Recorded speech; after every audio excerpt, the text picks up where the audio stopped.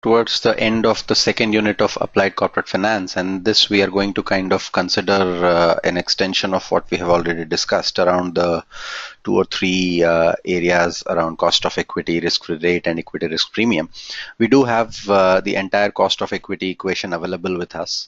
We are now going to try that out and then extend that in terms of what is known as the cost of capital for the firm. So if we were to introduce the cost of debt into the equation and we were to go and calculate what is going to be the total cost of capital for a firm. So cost of capital for a firm should be a function of cost of equity and cost of debt, some function of these two, right?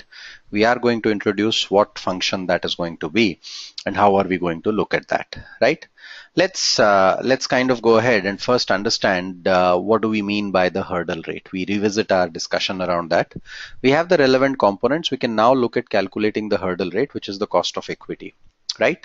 How would you calculate the cost of equity? You have risk-free rate, you have beta, and you have the equity risk premium, which is RM minus RF, right?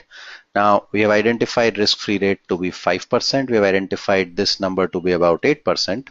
All we need to do is get the stock specific beta and calculate the number, correct? Let's try that out.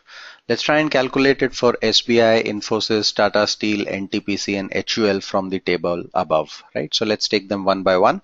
Remember, in all these cases, RF is equals to 5% and equity risk premium is equals to 8%. The only parameter that is different from for all these stocks is the amount of risk each of these stocks add to a completely diversified portfolio, and that is what we mean by beta of that stock, right? So let's look at SBI. Where is SBI? Here is SBI, beta of 1.56. So what does the equation become? That's 5 plus 1.56 into 8%. That's going to be the beta for cost of equity for SBI, right? So for SBI, we can write it as 5 plus 1.56 into 8%, 5% plus 1.56 into 8%. This will work out to approximately somewhere around 17% to 17.5%, approximately somewhere in between these. That's what we have for SBI, right? Let's look at Infosys now. Infosys is 0.84, right? So if I were to calculate for Infosys, that's going to be 5% plus 0.84 into 8%. That's going to be approximately equal to 8 into 8 is 64. So this should be 6.5% or something.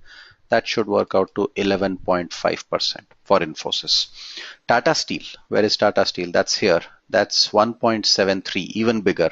5 plus 1.7 into 8%, right? 1.7 into 8% would typically be close to 17 times 8, that's going to be 12.6%. So effectively the number here would be 17.6% or so, right? 5 plus that number, right? So effectively sorry, that's going to be 5 plus 13, so that's going to be 18.6% for Tata Steel. So Tata Steel works out to 18.6%. NTPC is here. That's 0.9. So 0.9 into 8% will be 7.2.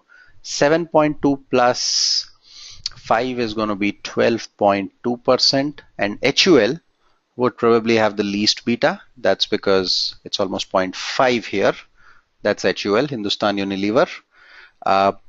So 0.5 into 8 is 4 and 9%, somewhere around 9%. Now what does it tell us? I'll just write the numbers here and I'll write about 17% here.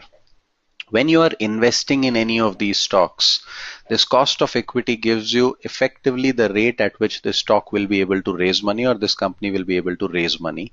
And in a way, this is the amount of return you as an investor should be expecting when you're investing in this. So if you're investing in SBI, you would want 17% return. Infosys, because the risk perceived is lower, you're okay with 11.5.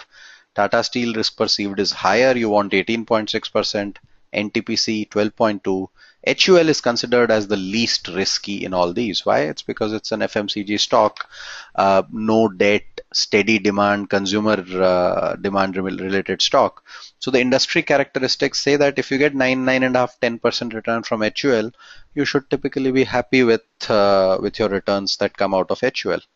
That's how you calculate the cost of equity, and that's what is the significant